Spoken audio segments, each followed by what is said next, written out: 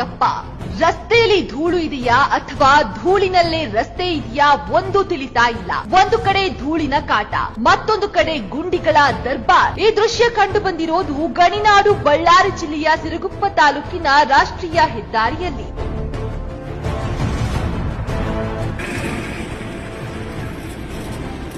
ರಸ್ತೆಯಲ್ಲಿ ಧೂಳು, ಜನಸಾಮಾನ್ಯರ ಗೋಳು, ಜನಸಾಮಾನ್ಯರಿಗೆ ಧೂಳಿನ ಮಜ್ಜನ.